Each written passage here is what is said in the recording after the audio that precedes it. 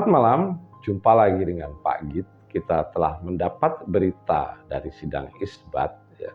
Hari ini atau sore tadi ya, telah dilakukan menentukan hilal, yang artinya besok itu sudah bisa berpuasa. Yang artinya di sini adalah metode hisab yang dilakukan oleh Muhammadiyah dan metode Rohayatul Hilal yang dilakukan oleh pemerintah ini jatuh pada hari yang sama, yaitu 1 Maret 2025. Dan kepada seluruh umat Islam di Indonesia, Pak Git mengucapkan selamat menjalankan ibadah puasa.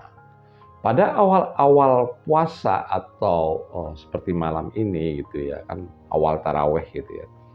Itu rata-rata penceramah di masjid, di musola itu biasanya yang diungkap adalah Al-Baqarah 183 yang berbunyi, Ya ayyuhallazina amanu kutiba alaikumussyam kama kutiba alal ladzina min qablikum la'allakum tattaqun. Dalil inilah yang biasanya digunakan oleh para penceramah pada awal-awal puasa ya. Nah, ini sifatnya yang dipanggil itu adalah orang-orang yang beriman. Jadi ya ayyuhallazina amanu. Jadi yang dipanggil itu orang-orang beriman. Bukan ya ayyuhallazina aslamu. Bukan orang-orang Islam ya. Jadi yang selalu diserukan di dalam Al-Quran itu ya ayyuhallazina amanu, yaitu orang-orang yang beriman. Mengapa demikian? Karena orang-orang beriman inilah yang akan mampu menjalankan perintah-perintah dari Tuhan. Surat Al-Baqarah 183 tadi artinya adalah, wahai orang-orang yang beriman, berpuasalah kamu atau diwajibkan atas kamu berpuasa seperti orang-orang sebelum kamu, supaya kamu menjadi orang yang bertakwa. Ya, seperti itulah. Kalau Pak Git ada salah ya mohon dimaafkan lah, karena Pak Git juga bukan penghafal, juga bukan ustadz atau bukan ahli agama gitu.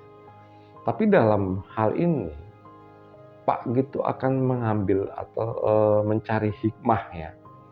Ini dalam tafsiran Pak Git ya, teman-teman silakan mengkoreksi jika ini salah, itu silakan saja. Menurut pengertian pada umumnya, puasa ini adalah suatu perjuangan yang menuju kemenangan ya. Nanti kemenangannya itu di hari Idul Fitri gitu ya. Nah, dalam perspektif Pak Git atau pandangan Pak Git ini berbeda gitu. Jadi menurut Pak Git, setiap Ramadan kita itu melakukan latihan. Istilahnya kalau olahraga itu dimasukin pelatnas gitu ya. Atau kalau istilah pewayangan ya, ini mengambil simbol Gatot Kaca yang dimasukkan ke kawah candra di muka. Itu Gatot Kaca kalau orang Jawa bilang, yang dimasukkan ke kawah candra di muka, yang begitu selesai keluar dari kawah candra di muka, itu menjadi sakti, menjadi hebat. Ah, ini filosofinya di situ. Seperti orang kalau pelatnas gitu ya. Ini latihan ya.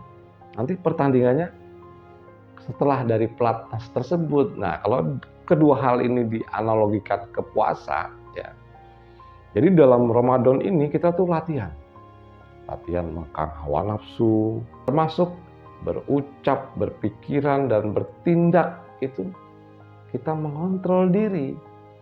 Ada ungkapan yang mengatakan kalau dalam bulan Ramadan ini setan-setan itu dibelenggu gitu ya. Nah, dalam perspektif Pak Git, setan yang dimaksud itu bukan setan jin kafir dan segala macam, itu bukan. Setan yang dimaksud adalah setan yang ada dalam diri kita. Jadi dengan melakukan kontrol diri, jadi mengevaluasi diri, nah, setan yang di dalam diri kita ini nggak bisa berkutik gitu, dia diem gitu. Kita bekukan dalam posisi di bulan Ramadan, dan ini memang banyak yang terjadi dalam hal itu. Tapi ini dalam Ramadan ya, maksud Pak Git kalau kita kembalikan ke konsep Pak Git tadi, dalam latihannya dan perangnya, perang sesungguhnya nanti setelah Ramadan. Nah, bulan-bulan selain Ramadan itu sebetulnya perang yang sesungguhnya. Jadi kalau Ramadan kan kita sadar gitu ya, wah ini bulan Ramadan, artinya biasanya kita diiming-imingi dengan pahalanya lebih, dan nanti kalau kita melakukan dosa juga dosanya jadi lebih.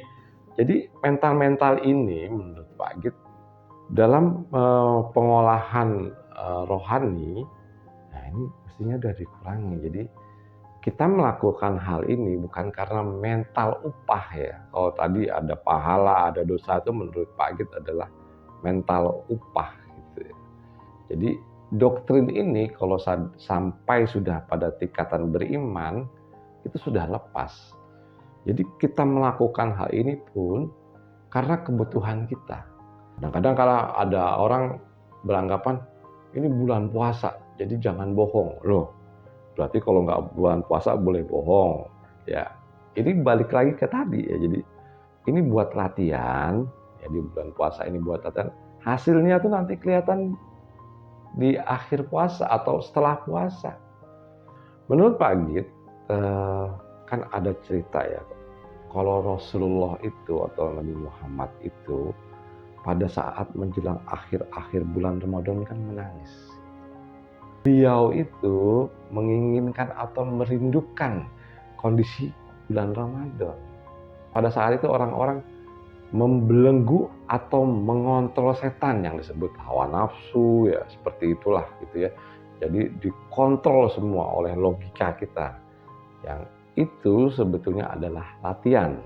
Kenapa Rasul merindukan ini ya? Rasul sebetulnya merindukan tingkah laku orang tadi ya. Kalau menurut Pak Git itu, kalau teman-teman boleh berkatakan Rasul itu merindukan bulan Ramadan, tapi kalau Pak Git bukan. Rasul itu merindukan tingkah laku orang pada saat bulan Ramadan.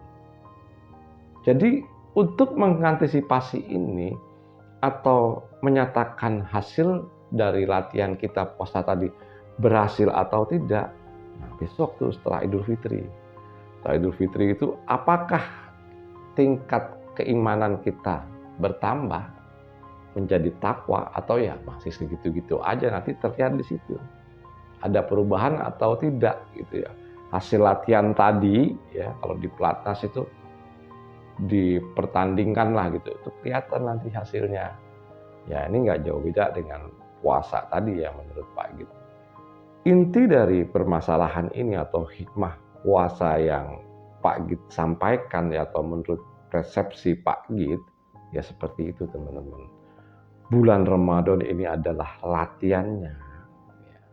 Misalnya kita tidak berbohong, tidak korupsi, melakukan hal baik, saling memberi, itu akan terlihat nanti setelah puasa. Ataukah kita akan kembali lagi dengan kondisi kita yang sebelumnya? Ini udah bukan bulan Ramadan lagi, balik lagi. Ya ini hasilnya nggak ada. Keutuhan nilai puasa itu adanya setelah kita berlatih puasa Ramadan.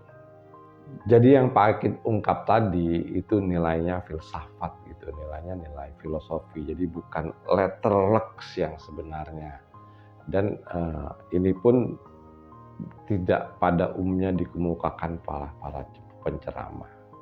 Pesan Pak Git pada teman-teman Muslim ya, yang pertama, selamat menunaikan ibadah puasa.